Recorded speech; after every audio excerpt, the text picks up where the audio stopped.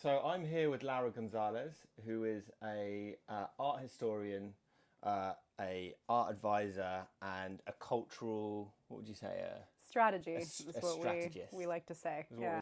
So you spent 10. I want to say 10, but you're going to say 15 years. Sadly, it's more than 10 at this point. You've been in the industry for that long and working at like pretty established levels, from mid to like blue chip.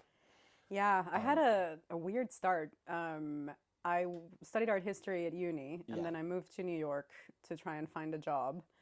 And I got hired by an auction house, and that's the first job I got offered. Wow. As a cataloger In at the deep end. Phillips. Yeah, it was the deep end. And it was right around the time when they were starting their Latin American art sales. And I was the only person in the New York office who spoke Spanish. So Amazing. here So we you're are. an invaluable resource. To Yeah, the I team was really at the time. lucky. It was the right place, right time situation. I still have tons of friends and former colleagues from that time. It's a big network. And we really were in the trenches together.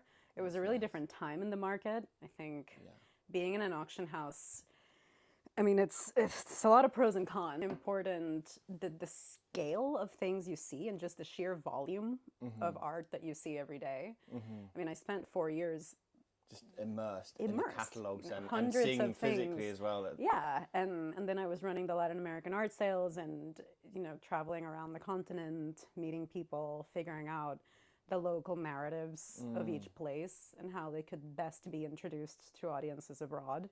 And I think that is what I like to do the most in general. It's like building a market, building a narrative that then helps expand an audience for a particular type of practice. Amazing. And in that time, what would you say the biggest kind of misnomers or misunderstanding about the industry is from an outsider viewpoint, looking in? In terms of the top of the market, Yeah, or I guess like in your experiences over your 15 years, what would you say, like, because there's a lot of there's lots of assumptions about art, the art world, and some of them are true, some of them are not true, and they're not all flattering, but there might also be reasons for them being in place. Yeah, I think we always talk about the issue of transparency, Yeah. big T, The big T, baby. of which there's never enough. Yeah. And I would agree that that's a huge problem. But I also, seeing where a lot of these things originate, Yeah. I can also have an understanding of the fact that oftentimes it's not, that lack of transparency isn't out of malice. Yeah. It's out of it's systemic. It's like being in a system where you're beholden to a lot of different interests. One of them is your artist. One of them is your collector base, your own artistic vision of what you want to do with your program. It can be really tricky for a total newcomer to know where to find the footing. Yeah, and when we say transparency, there's a few things that would probably sit under that umbrella. Would you say, like, access to works, price? I think price is a big one, right? Price is a big Because one. oftentimes that will tell you a lot about what level you can engage. Yeah. As a collector or as someone who's interested, as someone who just wants to look at things. Sometimes you don't need the price, but a lot of the times it gives you a sort of sense of where you are. And I think that's okay, but I think I also understand that on the other end of the spectrum where artists are a bit sensitive of having that information just out there permanently in the world for everyone to see. And these are artists that the reason the sensitivity is there is because these are very established artists. Totally. I mean, I also have a platform, a website which I co-founded with my former boss, Anna Sokolov. She's an advisor, and we started an art and design website that is for unique objects for the most part, or limited editions that are somewhere in the mix, in the middle of art and design. They're functional, but they're a bit off.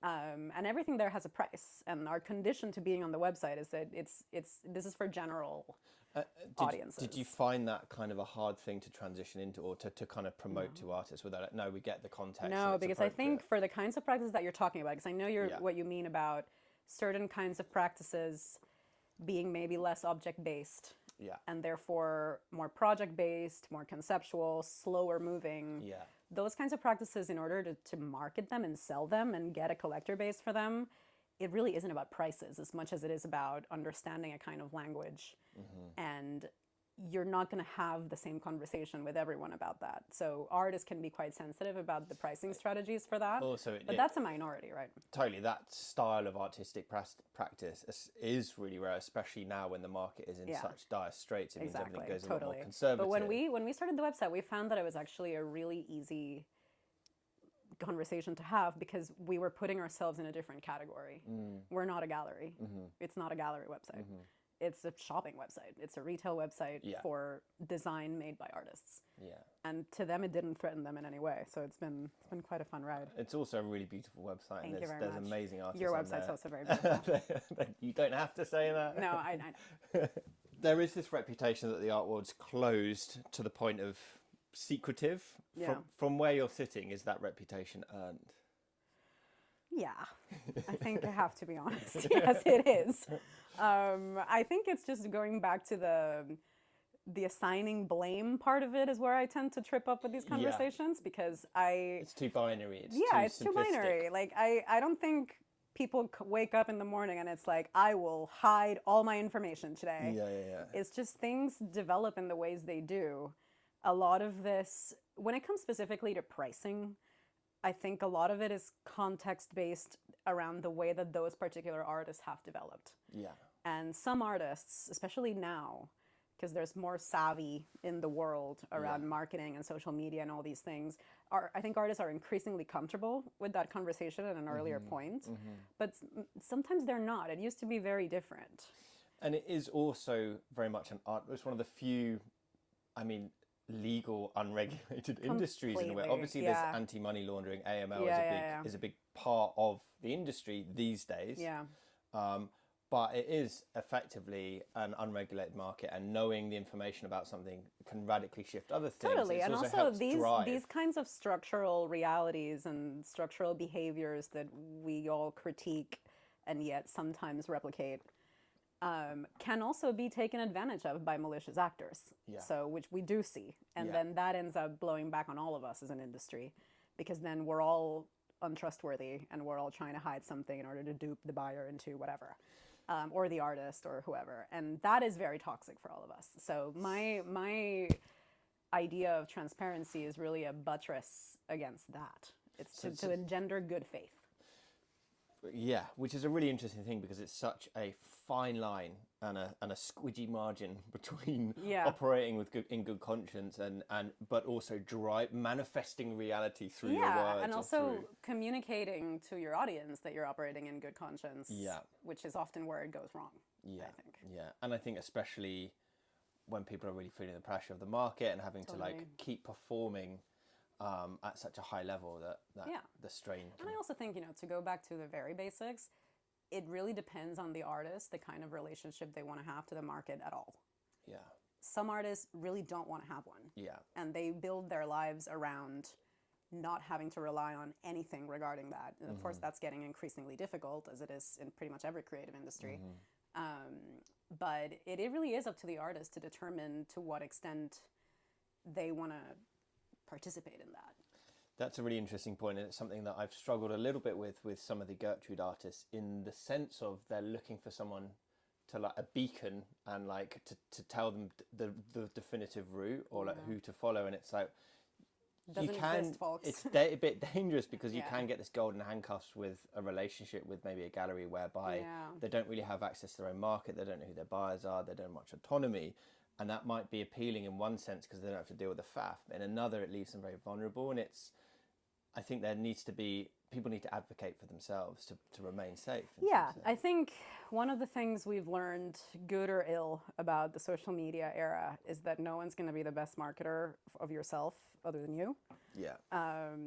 I've personally struggled with that. I'm someone who really loves being in the background, and here I am on a podcast with my friend. You're doing great, though. Thanks so much. But this is something that we've all had to kind of learn, as a skill. Because as an advisor, my job was to be very much behind the scenes, talking to people, giving advice. I'm not the center of the story. And I think a lot of artists, similarly to a lot of actors, a lot of performers in general, they want the work to be the story and not themselves. And I think... Totally fair. Totally fair. And we all have to negotiate with this new reality and figure out to what extent we're willing to compromise and not. And an artist I don't envy the decision they have to make in that regard and the journey they have to track, because it really also correlates to their practice, to what extent they can protect their space and their peace to do whatever they need to do. It's encourage artists to talk to each other about it, like seek community, don't isolate yourself. Totally. But also find what's authentic to those individual artists. Like some people are naturally more inclined to certain modes of promotion and others are not. Authenticity is really the whole ball game, because it's the moment you get a whiff of lack of authenticity, it kills. So you would have seen artists who have gone from completely nowhere to suddenly being everywhere, or to suddenly blowing up, or being like, you know, having a lot of heat. What would you say the thing is? What is the moment? What is the thing? Is it definable that kind of enables this? It's not definable, and to be honest, I don't think it's good either. No. I think that is something I witnessed in my auction house time, because I was there, you know, during the whole zombie formalism craze. I was there when so that was like 2015, and there was I left in 2015, yeah, so I'm aging myself here. But so by then I was like, okay, enough. But and just for our audience, that was a very speculative time where a lot of extremely kind of like speculative abstract paintings were and sold at it's high when rates. a lot of people were getting into bidding on 22-year-old painters who were, you know, all of a sudden selling for $500,000 off of estimates of 10,000. Yes, it's ridiculous. And it's not good for pretty much anyone. No. You know, like that market can't sustain itself. It's a tulip craze.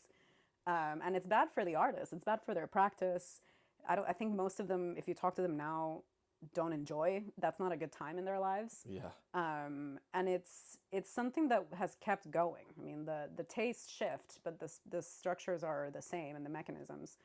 And I think many of us are in agreement at this point that we've seen the dark side of speculation, and we're done with it. I mean, not to the I was never pro. But do you think there could be, because I would advocate for, like, as a pragmatist, a speculative element existing, however problematic it is on its individual terms, it is a force. It's a complicated subject help because the art market is many markets in one. Yeah. And that's something that oftentimes gets lost in the media narrative of this, because everyone just looks at the evening sales at Christie's and then draws conclusions about everything else, which is the wrong thing to do. Yeah, it's flattening. It's also just like you're looking at apples and oranges compared to the bottom of the market.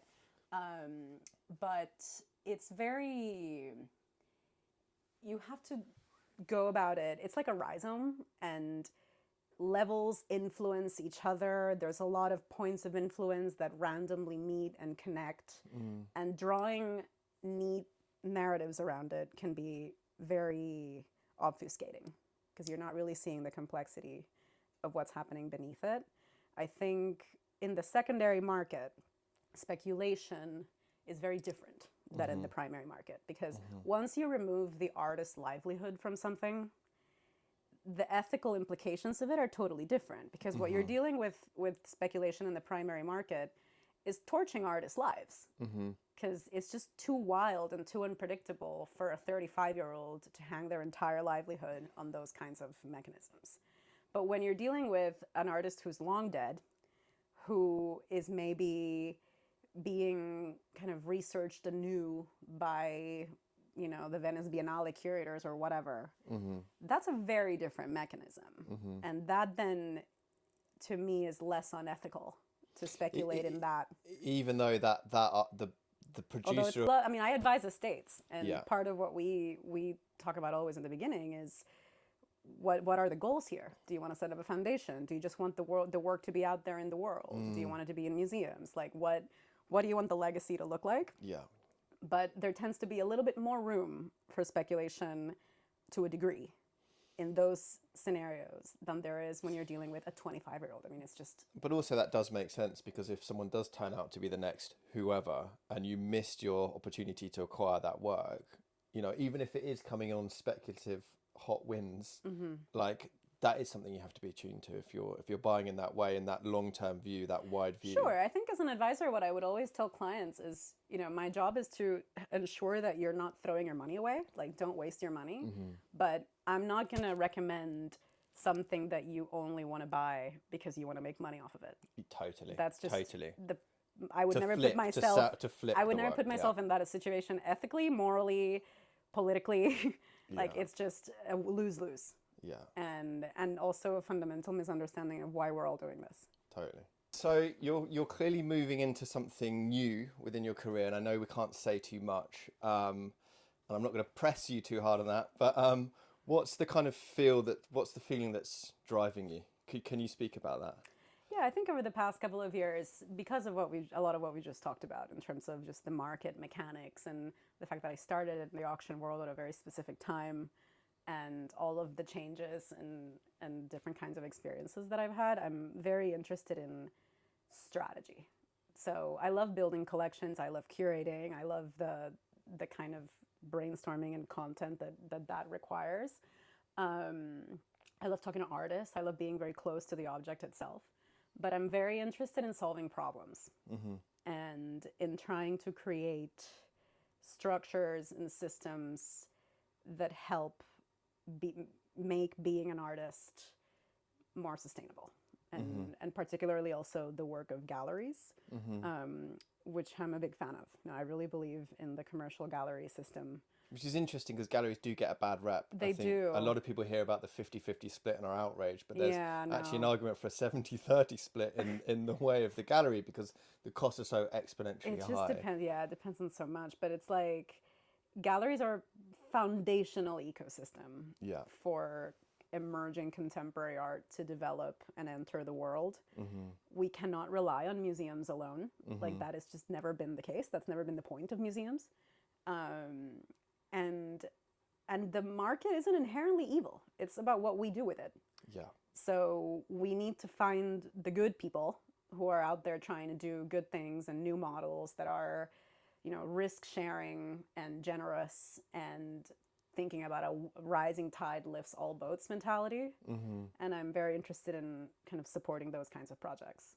And whether it's by curating programs for them, making connections for them, developing particular strategies, that's more or less what I've been doing.